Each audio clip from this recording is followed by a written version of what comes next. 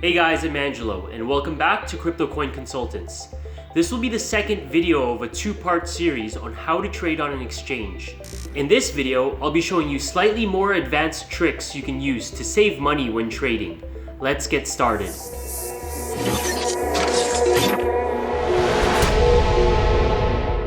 So Coinbase is known to charge really high fees whenever you're purchasing Bitcoin, Ethereum, Litecoin, or Bitcoin Cash.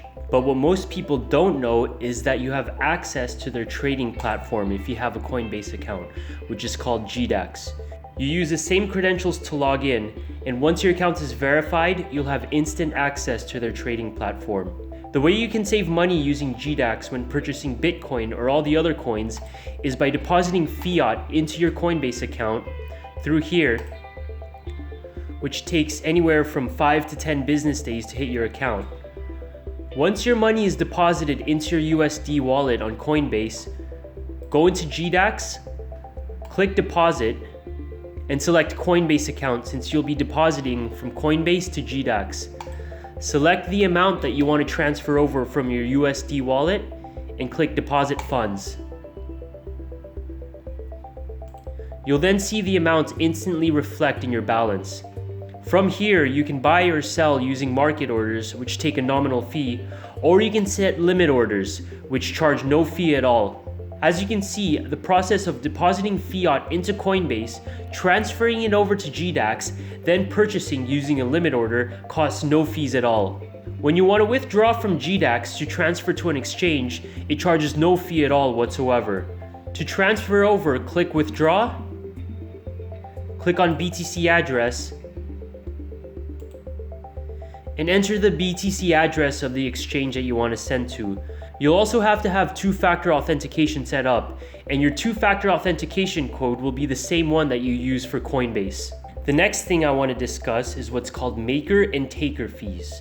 The reason why market orders charge a fee as opposed to limit orders, which are free, is because by setting a limit order, you're making liquidity on the market.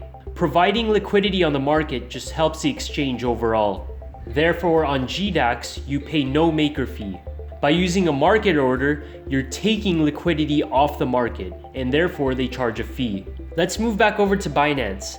As promised in part 1, I'll be covering the basic user interface as opposed to the advanced user interface. In the basic interface, there are tools that appear that help technical analysis traders. Here you have the trading volume. Here you have the MACD, which stands for Moving Average Convergence Divergence, and these three lines are moving averages. Now if you hover over Exchange and click on Advanced, it'll take you to the more advanced user interface. This is where you'll have access to more tools that'll help you with technical analysis. Clicking on Indicator will give you access to more tools, such as the Relative Strength Index, Stochastic RSI, Bollinger Bands, Exponential Moving Averages, and Moving Averages.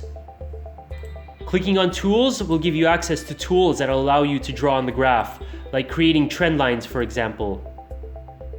Like that.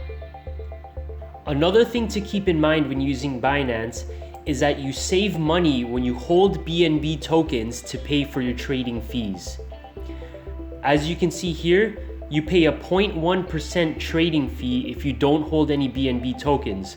But if you do, and you opt in to choose to pay for your trading fees using the BNB tokens that you hold, it gets cut in half and you pay 0.05% rather than 0.1%. You can do this by purchasing BNB tokens, going to your account, and making sure this is triggered to on. As I said in part 1, I'll be discussing more about stop limits. Stop limits are a way for you to secure profits or limit your losses. Let's use BNB for example. By setting the stop limit, what I'm telling the exchange is that when the last price drops to this level or lower, post a limit order at this price so that I can sell this amount for this price or higher. Same goes for buying. If the last trade hits this exchange or higher, set a limit order at this price for this amount. Doing so allows you to secure a set amount of profits if the price of your token has gone up, or set a limit as to how much you want to lose if the price is going down. One thing to consider when you're cashing out is that exchanges charge flat fees in order to withdraw coins.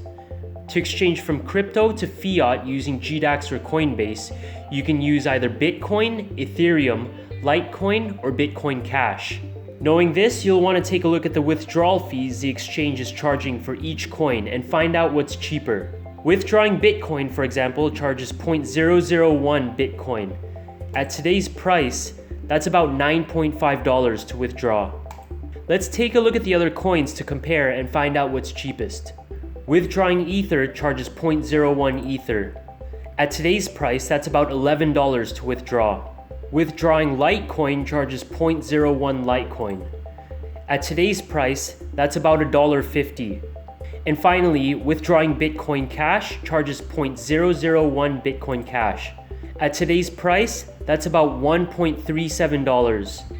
So comparing these four, if we want to take out crypto from Binance and send it over to GDAX or Coinbase to convert to fiat, our cheapest options will be sending in the form of Bitcoin Cash or Litecoin. Keep in mind though that this holds true up to a limit.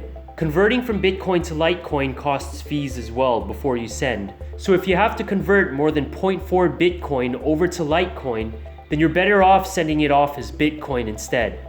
The next thing I'd like to discuss is Bittrex, which is another large trading platform that you can use to buy altcoins. Unlike other exchanges, Bittrex charges the same amount for both maker and taker fees. The difference between Bittrex and Binance is that some coins listed on Binance aren't available on Bittrex, and some coins that are available on Bittrex you won't be able to find on Binance.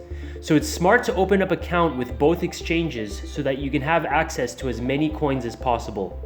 As I said with Bittrex, you pay the same percentage for maker and taker fees. The next thing I'd like to discuss is EtherDelta, which is a decentralized exchange built on the Ethereum blockchain.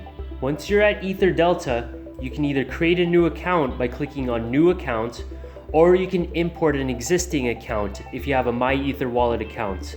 When you do that, you'll have to enter your address and private key. Doing so pulls up all the information on all the coins that you hold. You can switch between coins by clicking here.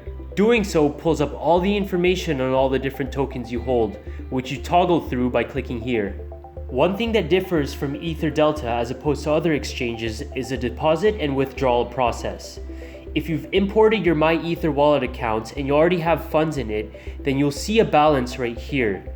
In order to trade on EtherDelta, you have to enter the amount that you want to deposit from MyEtherWallet to EtherDelta using this, and click deposit. You'll then have to wait a few minutes, then see the balance get deducted from here and added onto here. It's at this point that you can start selling that particular token. Same goes for buying. You'll have to deposit Ether from MyEtherWallet and use this row right here. You'll then see the balance deducted from this column, and after a few minutes it'll be added to this column here. It's at this point you can start trading Ether for that particular token. One thing to keep in mind though is that you have to keep a small amount of Ether in your account to pay for gas fees. You'll also want to note though that EtherDelta does not have a bid matching feature that all the other exchanges provide. So if I want to buy 8 PPT and set my bid to this amount, it's going to deduct it from this sell order here, rather than matching me with this lower price right here. Once you set a trade, it'll take anywhere from several minutes to several hours for it to reflect here. EtherDelta's dated and clunky features, as well as how long it takes for trades to reflect on your account, is due to the fact that it's a decentralized exchange built on the Ether blockchain, which can be congested at times. And that's it for now for all the tips that I have to provide on how you can save money when trading on exchanges. Thanks for joining me, and if there's any questions you have, feel free to leave them in the comment section below. A limit order is when you place a limit as to the price you're willing to buy or sell a coin for. So when I place a buy order for 1 NEO at 0.012314, it means that's the highest price limit I'm willing to pay in Bitcoin for 1 NEO. The trade will execute if someone is willing to sell for that price or less.